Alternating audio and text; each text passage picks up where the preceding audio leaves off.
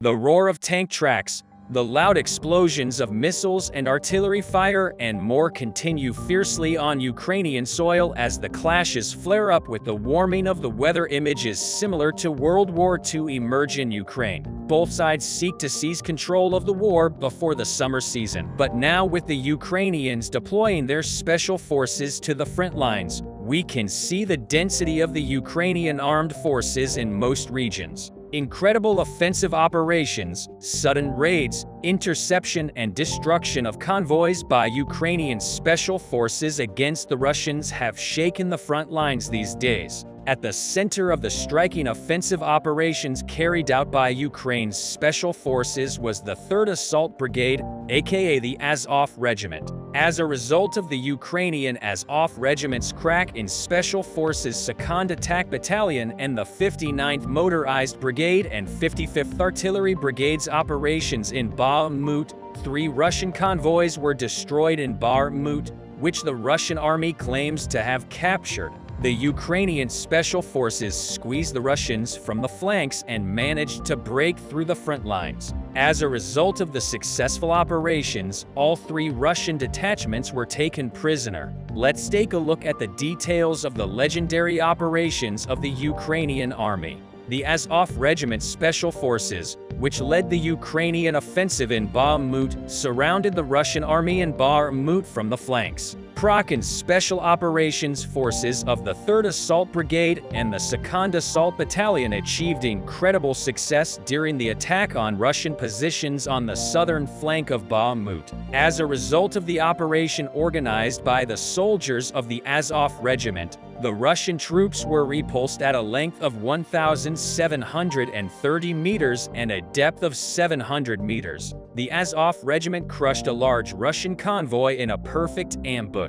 After that, 23 Russian soldiers were killed and more than 40 Russians were injured. The mission was successfully completed by the soldiers of the 2nd Assault Battalion of the Azov Regiment. The Kraken Special Forces of the Azov Regiment also succeeded in breaking through the Russian front lines for 2 kilometers as a result of the last offensive operations carried out in Bakhmut. Kraken's Special Forces also managed to capture an entire Russian detachment as a result of this operation. Many Russian soldiers from the so-called Stormzy unit of the Russian 72nd Brigade were captured by Azov Guards. One of them was an ex-convict. This prisoner stayed at the front near Bakhmut for 3 days as part of Stormzy's plans. Stormzy assault divisions were formed by the Russian military command as part of certain Russian military units. The Stormzy military command was forming army assault groups, taking into account the experience of leading Wagner PMC assault groups.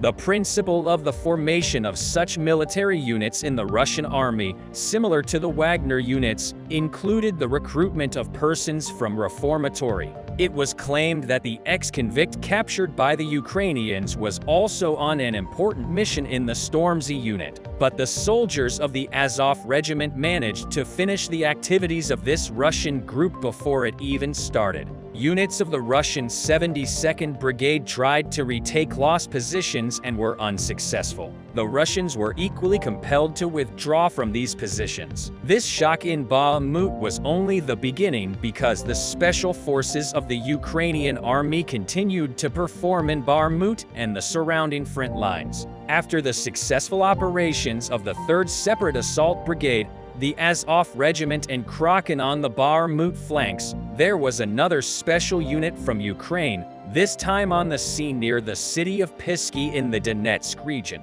Ukrainian soldiers from the 59th Motor Brigade and the 55th Artillery Brigade destroyed a convoy of Russian armored vehicles. As a result of the clash, 5 enemy armored vehicles were destroyed, including 1 tank, 2 BMD-2s and 2 extremely rare and 5,951 armored vehicles with the help of minefields, artillery support, and the FGM-148 Javelin atom. In addition, as a result of this striking operation, the Ukrainian forces captured an entire detachment of Russian mercenaries from the Storm Special Military Division in the Donetsk region, and only 7 Ukrainian soldiers managed to capture these Russian soldiers. This detail was quite remarkable. A Ukrainian soldier named Madhyar stated that the captured invaders belonged to the Russian Storm PMC unit. With a surrender of weapons and all ammunition, the entire surrender process of the Russian soldiers was videotaped.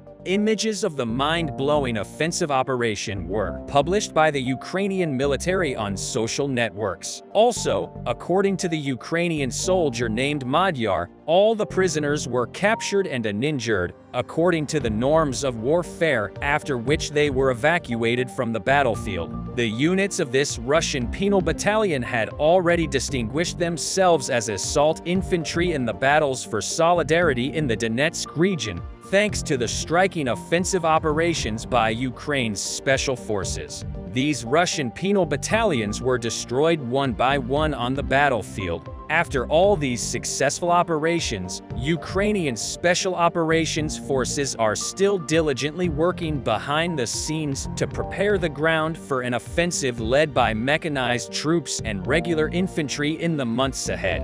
While shrouded in secrecy and never claimed, there is ample evidence of high-risk operations, including sabotage, drone strikes, and targeted assassinations against high-value targets and collaborators both in the occupied territories and in Russia's border areas. Taken together with Russia's repeated accusations of sabotage in Ukraine's occupied territories and Russia itself, these actions fit the typical way the Ukrainian military special operations forces operate. The examples are too numerous to count. For example, in early May, 2 explosive-laden drones crashed into a military training ground in Russia's Voronezh region, injuring 14 soldiers, and 2 explosions occurred. It caused derailment of logistic strains in the Bryansk region in western Russia. These events were among the most effective examples of mysterious attacks and sabotage against targets including oil depots, power lines, and military bases, both in occupied Crimea and in the Russian regions bordering Ukraine. Ukrainian special forces are also conducting deep reconnaissance to map the location and movements of Russian military personnel, equipment, and command posts using their language skills and superior training. The personnel of the Ukrainian Army's special forces can easily infiltrate local communities and act behind enemy lines to gather intelligence on the enemy's strengths and weaknesses. These specialist skills were instrumental in successful precision strike campaigns against Russian command and control centers and preparedness areas before Ukraine's to counterattacks in the Kharkiv and Kherson regions in September and October, respectively. The work of the special forces of the Ukrainian army is often carried out using unconventional tactics and techniques and includes targeted actions, information and psychological operations against high-profile enemy officials and the establishment of resistance networks. The operations of prominent pro-Moscow collaborators Vladan Tatarsky and Zakhar Pryalpin in Russia may have been carried out by pro-Ukrainian Russian citizens trained and supported by Ukrainian special forces. At the same time, various elite Ukrainian units conduct attacks against Russian positions using first-person drones and military ammunition, often in cooperation with other branches of the armed forces. This common dimension is critical in modern warfare, as it not only improves the overall coordination for the fighting force, but also increases its effectiveness and flexibility. In summary, the special forces of the Ukrainian army are actually waiting behind the scenes as the invisible heroes of the battlefield when the time is right. These special units take the stage and do what is necessary. On the other hand, most of Russia's special forces have been destroyed on the Ukrainian front lines since the beginning of the war, as the Russians drove their special forces to the battle lines in an impromptu and unscheduled way. The field now fell to the Ukrainian army's special units and elite military groups.